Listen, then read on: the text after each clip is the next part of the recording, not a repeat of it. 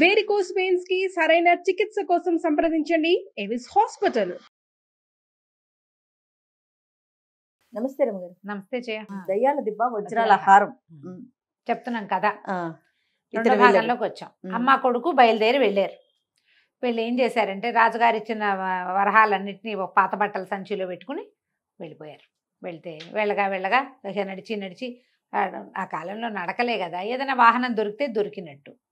సరే ఏదో బండి దొరికింది, ఒక ఊరు చేరారు. మొత్తానికి చేరితే ఒక పేదరాశి పెద్దమ్మ ఇంట్లో ఆగారు. నాయన ఇంకా నడవలేనురా అయ్యా, ఇంకేదైనా మార్గం చూద్దామంటే ఆ పేదరాశి పెద్దమ్మ చూస్తుంది అనమాట. పిల్లడు కాళ్ళు పిసికి వాళ్ళ అమ్మకి కాస్త దగ్గర కూర్చుని కుశలంగా అనుకుంటుంటే ఆవిడంది, చాలా మంచివాడమ్మా నీ పిల్లాడు, మీరు ఒక పని చేయండి, మీరు కదంబ రాజ్యానికి వెళ్ళాలి కదా, కొంతమంది వ్యాపారస్తులు వచ్చారు, వాళ్ళు వెళ్ళిపోతున్నారు, వాళ్ళు ఆ వైపుకి వెళ్తారు, వాళ్ళతో పాటు వెళ్దురు కానీ మీరు అని చెప్పి ఆ బండి వాళ్ళతో వ్యాపారస్తులతో ఏర్పాటు చేస్తుంది. వాళ్ళు ఏమన్నారు, మేము మహేంద్ర రాజ్యం వెళ్ళిపోతున్నాం, మహేంద్ర నగరానికి వెళ్తాం, దారిలో కదంబ రాజ్యానికి వెళ్ళొచ్చు, ఒక చోట దింపుతాం, మీరు కొద్దిగా చిన్న దారి పడితే వెళ్ళిపోతారు. సరే తల్లిని బండి ఎక్కించి ఆ బండి వాళ్ళతో పాటు వెళ్ళిపోయాడు శశికాంతుడు. తల్లి తీసుకుపోయాడు. తీసుకెళ్ళి మెల్లిగా కదంబ రాజ్యంలోకి ఎంటర్ అయ్యారు. అక్కడ ఒక సత్రంలో దిగారు. దిగి లోపల గదుల్లో ఉండొచ్చు, వాళ్ళు భోజనము పెడతారు, ఏదో వీళ్ళైనా వండుకోవచ్చు. సరే తల్లిని కొంచెం కంఫర్టబుల్గా ఉంచి, అమ్మ ఊళ్ళోకి వెళ్ళి చూసొస్తాను, ఏదైనా ఇల్లు దొరుకుతుందేమో చూస్తా, అసలు ఇక్కడ ఆనుపాను కనుక్కుందామని. ఈ కదంబ రాజ్యం ఏంటంటే వజ్రాల వ్యాపారులకి పెట్టింది పేరు. ఈ నగ ఏ నగనైతే ఈ పక్షి పట్టుకొచ్చిందో అది ఎవరికైనా దొరికితే దాన్ని అమ్మాలంటే కదంబ రాజ్యంలో అమ్మాలి. అక్కడ రత్నాల వ్యాపారం పెట్టింది పేరు. సరే ఏం చేశాడు, ఇతను రోడ్ల మీదకి తిరుగుతున్నాడు. వెళ్తూ ఉంటే ఒక చోట ఒక తనయుడు వాడే ఒక కుర్రాడు, చెయ్యెత్తున్నవాడు, ఏమిటో కూర్చుని కళ్ళు తుడుచుకుంటున్నాడు ఒక చోట. వీరికి కాస్త అనిపిస్తుంది, నాయుడు వాడు అంత 25 ఏళ్లవాడు, ఎవరైనా కళ్ళు తుడుచుకుంటారా, ఏడుస్తారా రోడ్డు మీద కూర్చుని, ఏదో కష్టం వచ్చింది వీడికని పోయి వాడి దగ్గర కూర్చున్నాడు. నీ పేరేమిటి మిత్రమా, ఎందుకు దుఃఖపడుతున్నావు, ఏదైనా బాధపడుతున్నావా, ఏదైనా అయ్యిందా, ఏదైనా ప్రమాదం జరిగిందా, ఏదైనా పోగొట్టుకున్నావా అని ప్రశ్నించాడు. ఆ కుర్రాడి పేరు దేవముఖుడు. ఆడేం చెప్పాడంటే, మా అమ్మ నేనునే మాకెవరు లేరు, మా అమ్మ చిన్న పనిచేసి డబ్బు సంపాదిస్తుంది, నాకు కూడా క్షత్ర విద్యలు వచ్చు కానీ ఉద్యోగం సద్యోగం ఏం దొరకలేదు, ఏదో తేలిగ్గా చేసుకునేవాళ్ళం చిన్న పనులు, మా అమ్మ దగ్గర కొంచెం డబ్బులు కూడినాయి, ఒక మంచి గేదెను కొనుక్కురమ్మని డబ్బులు ఇచ్చింది, డబ్బులు పుచ్చుకొచ్చాను నేను.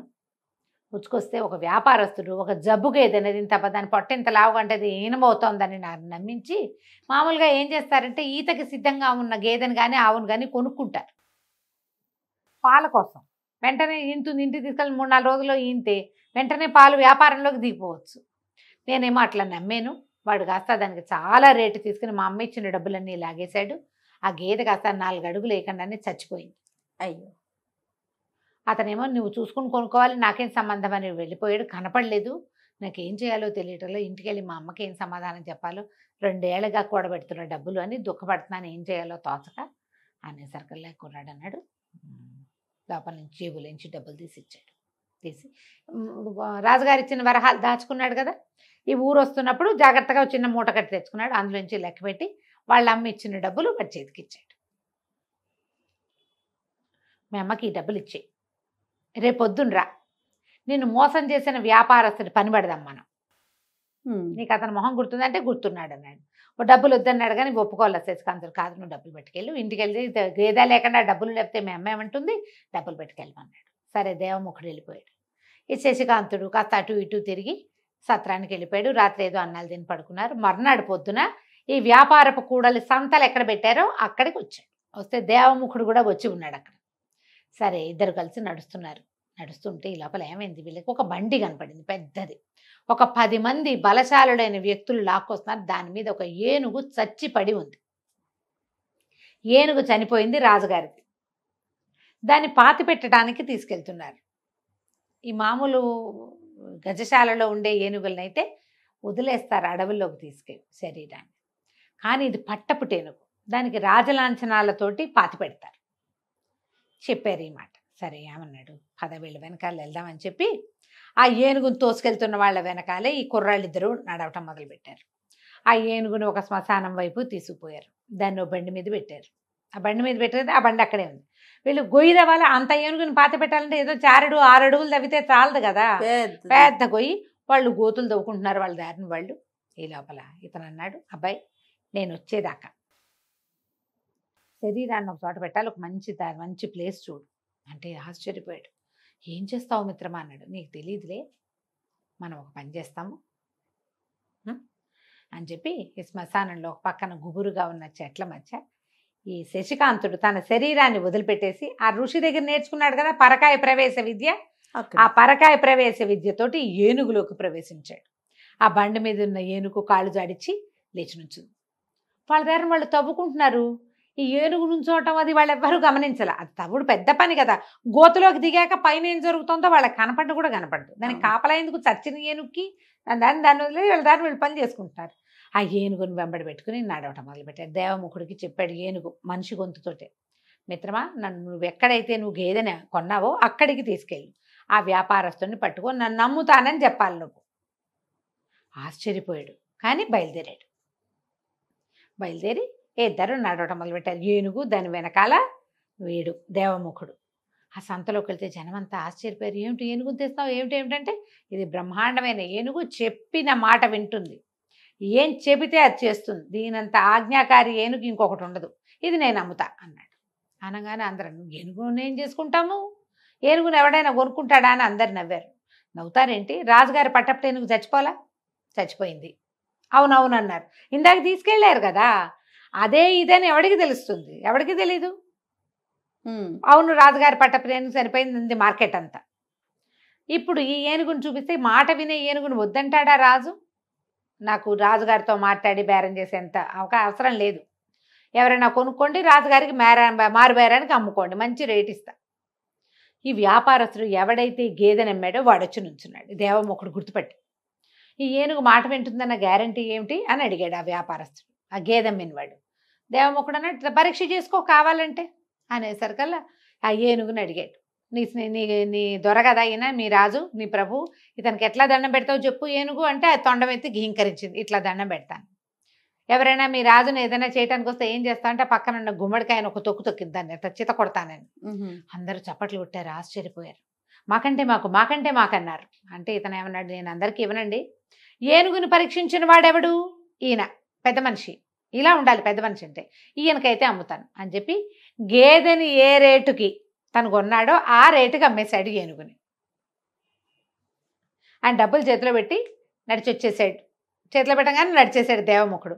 4 అడుగులు వేయగానే ఏనుగు బొక్క బొరల పడింది, వెళ్ళిపోయింది బాడీలోకి. ఇతను నడిచి వెళ్తుంటే శశికాంతుడు లేచి వచ్చాడు. ఈ లోపల ఏమైంది, ఆ భటులు చూసుకున్నారు, ఏనుగేది వెతుకుంటున్నారు వాళ్ళు. అక్కడ చచ్చిపడి ఉండవలసిన ఏనుగు ఇప్పుడు మార్కెట్లో చచ్చిపడి కనపడింది. అందరూ అరిచి కేకలు పెట్టారు. ఈ వ్యాపారస్తుడు ఎవడో తెచ్చి దీన్ని అమ్మాడంటే ఎట్లా తెచ్చారు, ఎట్లా అమ్మారు, అది ఎట్లా వచ్చింది, ఆ వ్యాపారస్తుడిని పట్టుకున్నారు. ఇక వాళ్ళని ఏం చేశారో వీళ్ళకి తెలిసి వచ్చేసారు ఇద్దరు. అప్పుడు ఇద్దరు మాట్లాడుకుంటూ నువ్వు ఎంత సహాయం చేసావు, ఎక్కువ డబ్బులు తీసుకోపోయావంటే ఎందుకు వాడి సొమ్ము నాకు అంటే, వీడు మంచి నిజాయితీపరుడు దేవముఖుడు. సరే ఇతను అన్నాడు శశికాంతుడు, మా అమ్మ సత్రంలో ఉంది, ఏదైనా ఇల్లు కావాలి ఇల్లు చూసి పెట్టు మిత్రమా నాకు అన్నాడు. నీకు ఇల్లు ఎందుకు, మా ఇల్లు ఉంది, పెద్ద ఇల్లే, మా అమ్మ పేరు శాంభవి, తండ్రి లేడు, మీ అమ్మ మా అమ్మ కలిసి ఉంటారు, మన ఇద్దరం కలిసి పని చేసుకుందాం, సరదాగా కలిసి ఉందాం, ఫ్రెండ్స్ కదా మనం అని చెప్పి మా ఇంటికి రాని ఒప్పించాడు. సరే ఇతను వెళ్ళి మూటాముల్లే తీసుకొచ్చి వీళ్ళ ఇంట్లో ప్రవేశించారు. దేవముఖుడి ఇంట్లోనే వీళ్ళు కూడా ఉండటం మొదలుపెట్టారు. ఇక రోజు ఏదైనా పని చేయడానికి ఈ అబ్బాయి మార్కెట్ అంతా తిరుగుతున్నాడు. ఇతనికి ఏమిటి, వజ్రాలు వాటి మెలకువలు తెలుసుకోవాలని ఉంది. ఓకే, ఈ వజ్రాల వ్యాపారస్తుల షాపుల్లో అన్ని షాపులకు వెళ్ళాడు, ఎవరు తీసుకోవాలి, కొత్త మనిషికి పని ఇవ్వరు. సరే వాళ్ళ అన్ని షాపులు చూశాక సందు మొదట్లో ఇతను నుంచుని ఆలోచిస్తున్నాడు. దేవముఖుడు రాలా, ఎటో ఉన్నాడు, వస్తాడని చూస్తున్నాడు. ఈ లోపల ఏమైంది, ఆ హోటల్ పక్క నుంచి లోపల వైపు నుంచి సందులో నుంచి కేకలు వినపడ్డాయి, పట్టుకోండి దొంగ దొంగ అని. ఒక దృఢకాయుడు ఒక అతను చిన్న ఇట్లా గుడ్డ మూటను ఒక దాన్ని పట్టుకుని పరిగెడుతున్నాడు. వెనకాల నుంచి అతన్ని దొంగ అని సంబోధిస్తూ కేకలు వినపడతాయి. కానీ ఓహో ఎవరిదో మూట వీడు కొట్టేశాడు, అదే కాబోలని ఇతను ఏం చేశాడు, అడ్డం పడ్డాడు వెళ్ళి శశికాంతుడు. పడేసి కొట్టేశాడు గట్టిగా, కొట్టి పెడరెక్కలు విరిచి పట్టుకున్నాడు. పట్టుకోగానే ఆ కొట్ల వాళ్ళంతా పరిగెత్తుకొచ్చారు. ఏ షాపు వాడైతే దగ్గర నుంచి ఇతను పట్టుకొచ్చేసాడో అతను పరిగెత్తుకొచ్చి, దుర్మార్గుడు వీడు వజ్రాలు చూపించమంటే చూపించాను, చటుక్కున అవి సంచిలో పోసరికలు సంచి లాక్కుని పరిగెత్తాడు. ఈ కుర్రాడు వచ్చాడు కాబట్టి సరిపోయింది, లేకపోతే 1,00,000 రూపాయల వస్తువు ఇది అని వాడి చేతిలో ఉన్న మూట తీసి చూస్తే ఇట్లా ఇన్ని వజ్రాలు పడ్డాయి చేతులు. అన్నీ లెక్క పెట్టుకున్నాడు, అన్నీ ఉన్నాయని.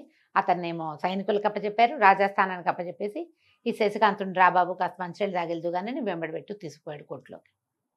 ఎవరో నువ్వు ఏమిటి ఏ ఊరు అంటే నేను వజ్రాల వ్యవహారంలో మెలకువలు తెలుసుకోవాలనుకున్నానంటే ఏదైనా పని కోసం వెతుకుతున్నా దొరకలేదు, మీ దగ్గర మీ ముందు కొట్లు ముందు ఫ్రంట్ ఆఫీస్లో అడిగాను, ఎవరు ఏం పని లేదంటే నేను వెళ్ళిపోతాను. నీలాంటి వాడికి పని లేకపోవటం ఏంటి నాయన, సమయస్ఫూర్తితో వాడిని పట్టుకున్నావు. చాలామంది దొంగ దొంగ అంటే తెల్లమొహాలు వేసుకొని చూస్తారు, ఇంత చురుకైన వాడివి నువ్వు నా దగ్గరుండు, నేను పొరుగుళ్ళకి తిరుగుతాను బాగా, నాకు సహాయం కావాలి అని చెప్పి ఈ శశికాంతుడిని కొంచెం మంచి జీతం ఇచ్చి తన దగ్గర పనిలో పెట్టినాడు. వీళ్ళ దగ్గర డబ్బులు ఉన్నాయి కానీ అవి ప్రదర్శన లేదు, వాళ్ళు చూపించట్ల, సాధారణ జీవితమే గడుపుతున్నారు. ఇక్కడ పని చేయాలి, ముందు ఒక వజ్రాల హారం ఈ ఊళ్ళోకి వచ్చిందా అని కనుక్కోవాలి అంటే ఈ వజ్రాల వ్యవహారం మీద కొంత ఆకలింపు కావాలి, ఎంతో కొంత. సరే తను చేరి మెల్లిగా దేవముఖుడిని కూడా పనిలో పెట్టాడు. ఇద్దరు కలిసి పనిలోకి వెళ్ళొస్తుండేవాళ్ళు, అమ్మలు ఇద్దరు కబుర్లు చెప్పుకుంటూ పని చేసుకునేవాళ్ళు. రోజులు గడిచే కొందుకి ఇతను వజ్రాలు వాటిని గుర్తుపట్టడం ఎట్లా ఇట్లా అన్నీ తెలుసుకున్నాడు. రోజులు బాగా గడిచినాయి. అయితే ఒకసారి పారాయి ఊరు ఎక్కడికో వెళ్ళారు, వేరే ఊరు వస్తుంటే ఊరు వెళ్ళి వస్తూ ఉంటే కొంతమంది దొంగలు పడ్డారు. ఈ దారి దోపిడీ వాళ్ళు, తర్వాత ఏమో బందిపోట్లు, ఇలాంటి ప్రమాదాలు ఉండేవి ఆ రోజుల్లో. ఊరికి మధ్యలో చిట్టడవులు అవి ఉండేవి. పడేసరికల్లా ఈ శశికాంతుడు చాలా సమయస్ఫూర్తితోటి ఆయన్ని రక్షించి ఆయన దగ్గర ఉన్న నకిలీ వజ్రాలు ఇప్పించి అసలు వజ్రాలు దాపెట్టించి ఇంటికి చేర్చాడు. దాంతో ఆయన బాగా నమ్మకం వచ్చింది. ఆయన నమ్మాక ఇతను ఏం చేశాడు, వచ్చేటప్పుడు రాజుగారి దగ్గర నుంచి ధవళ రాజు నుంచి వచ్చేటప్పుడు ఆ వజ్రాల హారం తాలూకు నకలు గీయించుకొచ్చాడు, ఫోటో సేమ్ బొమ్మ. అదే మామూలుగా హారాలు అవి భద్రపరిచేటప్పుడు ఖజానాలో ఏం చేస్తారంటే దానికి ఒక బొమ్మ గీసి పెడతారు. ఓహో, అది మిస్ అయితే దాని ఇది ఉండటం కోసం మనం ఫోటోలు తీసుకుంటున్నాం కదా అట్లా ఈ పథకం లేకుండా ఉన్న హారం ఫోటో ఇతని దగ్గర ఉంది. చూపించాడు, ఇలాంటిది ఏదైనా మీకు అమ్మకానికి వచ్చిందంటే ఆయన అది చూడగానే చెప్పాడు, నా దగ్గరికి రాలా. కీర్తిముఖుడని మన స్నేహితుడు ఒకడు, అతను ఇది చాలా ఖరీదైపోయి అయిన వజ్రాల హారం, ఇది నేను కొనలేను, అతను కొంటాడు, అతని దగ్గరికి వెళ్ళి కనుక్కుందాం. ఇతను మెల్లిగా జరిగిన సంగతి చెప్పాడు. దాన్ని ఆనుపాను కనుక్కోవాలి నేనంటే కీర్తిముఖుడి దగ్గరికి తీసుకుపోయాడు. ఆయన అన్నాడు, నేను కొనలేదు, నేను కూడా కొనలా, నాకు చూపించాడు, నేను అంత ధర పెట్టలేను అనుకున్నాను. అయితే అదే సమయానికి ఇంకా కొంతమంది వ్యాపారులు వచ్చారు, ఈ హారాన్ని ఒక బాటసారి తీసుకొచ్చాడు, అతను అమ్మకానికి పెట్టాడు, మేమెవరం కొనలేమన్నాం. అయితే ఈ వచ్చిన వ్యాపారస్తుల ద్వారా నాకు తెలిసింది, ఈ పక్కన హిరణ్యపురం అనే ఒక రాజ్యం, దానికి మణిభూషణ్ అని రాజుగారు, ఆయన కూతురు కాంచనమాలకి వజ్రాల హారాలంటే చాలా ఇష్టం, ఎంత ఖరీదైనా అమ్మాయికి ఉంటుంది, ఆమె కొనగలదని నేను అక్కడికి పంపించాను. ఆ బాటసారి అక్కడికి వెళ్ళాడో లేదో అమ్మాడో లేదో అయితే మనకు తెలియదు. 100% ఇది హిరణ్యపురానికి వెళ్ళింది. మన ఊళ్ళో ఎవరు కొన్నా వ్యాపారస్తుల సర్కిల్లో నా దగ్గర ఒక అద్భుతమైన హారం వచ్చింది అని వాళ్ళు చెప్పుకుంటారు.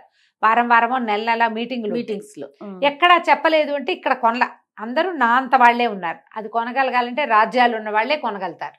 కొన్ని గుర్రాలు కొన్ని ఏనుగులు కూడా ఇవ్వాల్సి వచ్చేంత ఖరీదది.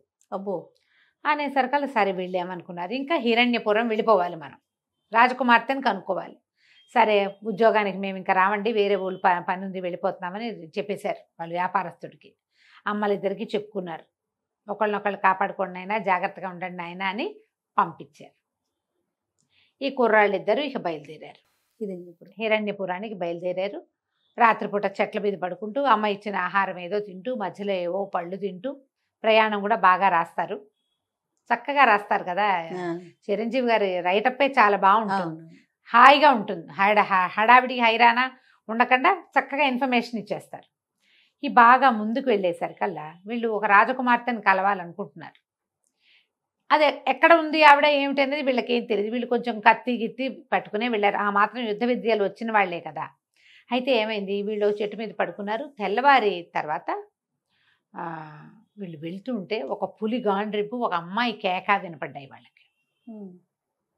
ఇంకా అని చూస్తే సరిగ్గా పులి అమ్మాయి ఇట్లా ఉన్నారు ఎదురు బదురుగా. ఆ పిల్ల ఇట్లా బిగుసుకుపోయింది. పులి ఏ క్షణానైనా దూకచ్చు, కదిపితే దూకేస్తుంది, అమ్మాయి మీద పడుతుంది. వీళ్ళకి ఏం చేయాలో అర్థం కాల. దేవముఖుడు కూడా బిగుసిపోయినాడు. ఇంతలో ఏమైంది, ఇతనికి ఏం కనపడింది, ఈ పులి అమ్మాయి అవతల భాగంలో ఒక చచ్చిపోయిన పెద్ద పక్షి ఒకటి కనపడింది, పక్షి శరీరం. వెంటనే ఏం చేశాడు, నన్ను పట్టుకో అని దేవముఖుడికి చెప్పి ప్రాణాలు వదిలేశాడు. ఈ పరకాయ ప్రవేశ విద్యతోటి రివ్వుమని పక్షి మీదకి పక్షి లోపలికి వెళ్ళిపోయి ఒక్క ఎగురుతోటి పక్షి లేచింది. అదేమిటి, చిన్నది కాదు, పెద్ద గండభేరుండం లాంటిది. ఈ పూలు ఒక్క దూకు ఎప్పుడైతే ఈ కదలిక రెక్కల చప్పుడు వచ్చిందో, అంత పక్షి మామూలు పిట్ట కదిలితేనే రివ్వుమంటుంది. అవును, ఇంత పెద్ద రెక్కలుండి ఇంత గోల్డ్ ఉన్న గండభేరుండాలు కదిలితే ఎంత గాలి వస్తుంది, కదలిక పెద్దది వస్తుంది. ఆ పులి దూకేది. ఆ దూకపోతున్న పులిని పట్టేసుకుంది గండభేరుండం గోళ్లతోటి. ఒక్క ఎగురెగిరింది. ఆ అమ్మాయికి అర్థం కాలే ఏం జరుగుతుందో. ఆ అమ్మాయి గండభేరుండం శవాన్ని చూసింది. అది ఎటా లేచిందో తెలియలే, పులి లేదు. ఇటు చూస్తే ఒక కుర్రాడు, ఇద్దరు కుర్రాళ్ళు పక్క పక్కన నుంచున్నారు. ఒకడు రెండో వాడిని పట్టుకుని కనపడుతున్నాడు అంతే. కుర్రాళ్ళు చూస్తున్నట్టే ఉంది. ఆ అమ్మాయి నిర్ఘాంతపోయి ఉండగానే ఈ గండభేరుండం తీసుకెళ్ళటం ఏమిటి, పైనుంచి పైకి ఎగిరి పులిని కిందకు వదిలేసింది. అది ఒక నీటి వాగులో పడి చచ్చిపోయింది పులి. ఆ గండభేరుండం మళ్ళీ వచ్చి వీళ్ళ దగ్గర వాలటం ఏమిటి, చచ్చిపోవటం ఏమిటి. వెంటనే కళ్ళు తెరిచి చూశాడు ఇతను. అమ్మాయికి అర్థం కాలేదు ఏం జరిగింది ఇక్కడ, ఇది ఎట్లా జరిగింది అని. ఆ అమ్మాయి ఆహా అని 10 సార్లు అడిగేసరికి ఇతను చెప్పదలుచుకోలే. శశికాంతుడికి ఈ రహస్యం చెప్పడం ఇష్టం లేదు. కానీ దేవముఖుడు పల్లెటూరు వాడు అమాయకుడు గబగబా చెప్పేశాడు. మా స్నేహితుడికి మిత్రుడికి పరకాయ ప్రవేశ విద్య వచ్చు, అతనే ఇందులోకి వచ్చి ఇట్లా చేశాడు అని చెప్పేసరికల్లా అమ్మాయి ఆశ్చర్యపోయింది. నువ్వెవరు ఏమిటి అంటే, నా పేరు కాంచనమాల, హిరణ్యపురపు రాజకుమార్తెని, వేట కోసం వచ్చాను అంటే ఆడబోయిన తీర్థం ఎదురైంది వీళ్ళకి. వెతకపోయిన తీగ కాళ్ళకడ్డం పడింది. సంతోషించారు. అప్పుడు మెల్లిగా ఈ విషయం అంతా చెప్పారు. చెప్పేసరికి అలా అమ్మాయి అంది, నాతో రండి, నన్ను కాపాడారు. ఆ వజ్రాల హారం ఏముంది, ఇచ్చేస్తా మీకు కావాలంటే. అయితే నేను దాన్ని కంసాలకి ఇచ్చున్నాను, ఏ స్వర్ణకారుడికి ఇచ్చాను. ఆ పథకానికి, అది పథకం లేదు కదా, అది ఇట్లా హారంగా ఉంది, దానికి సరిపడా పథకం చేయమని కొన్ని వజ్రాలు పచ్చలు కెంపులు ఇచ్చి చేయమన్నా. హారం అతని దగ్గర ఉంది. మరి 2 రోజులు రండి నా దగ్గరికి, ఉండండి మా దగ్గర, అది అవ్వగానే నేను మీకు ఇస్తాను అనేసరికల్లా అమ్మాయి అనుకుని వెళ్దాం అనుకున్నారు. ఈ లోపల కొంతమంది సైనికులు ఈ అమ్మాయికి చెలికత్తే వచ్చారు, తీసుకుపోయారు. వెళ్ళారు చక్కగా గుర్రాల మీద పడి ఇప్పటిదాకా నడిచారు, ఏదో తిరుగుతున్నారు. వెళ్ళి ఆ అమ్మాయితో పాటు అంతఃపురంలో విశ్రాంతి తీసుకున్నారు. చక్కగా 4 రోజులు 6 రోజులు అయింది బయలుదేరి, ఎండను బడి తిరుగుతున్నారు. సరైన ఆహారం లేదు, ఏదో కాయాకసులు తింటున్నారు. శుభ్రమైన భోజనం పెట్టి చక్కగా చూసుకున్నారు. సరే టైం గడిచింది. ఈ లోపల ఏమైంది, ఈ కుర్రాడికి ఈ అమ్మాయికి ఒకళ్ళ మీద ఒకళ్ళ కొంచెం ఆసక్తి మొదలైంది. వీడు బాగుంటాడు, ఎంగగా ఉన్నాడు, పైగా ఏమిటి తన మీద నేరం లేకపోయినా సరే, నేరం లేదని వాళ్ళు ఒప్పుకున్నా పెడతానని వచ్చిన సాహసమైన యువకులను చూస్తే ఆసక్తిగానే ఉంటుంది. కొంచెం దగ్గర వయసులో ఉన్నారు. ఈ దేవముఖుడికేమో అమ్మాయి చెలికత్తె నాగమల్లో ఏదో దాని మీద కొంచెం ఆసక్తి వస్తుంది. వీళ్ళు కొంచెం ఫ్రెండ్లీగా ఉంటారు. 2 రోజులు 3 రోజులు గడుస్తుంది. కంసాలు ఇంకో 2 రోజులు టైం పడుతుంది అన్నాడు. అయితే ఈ కంసాల దగ్గర నుంచి వస్తువు రావడం కోసం వెయిట్ చేస్తున్నారు. వస్తువు వచ్చిందా, వస్తుందా, రాదా, ఏమవుతుంది వచ్చే భాగంలో చూద్దాం. తప్పకుండా రమ్మ గారు. నమస్తే. నమస్తే.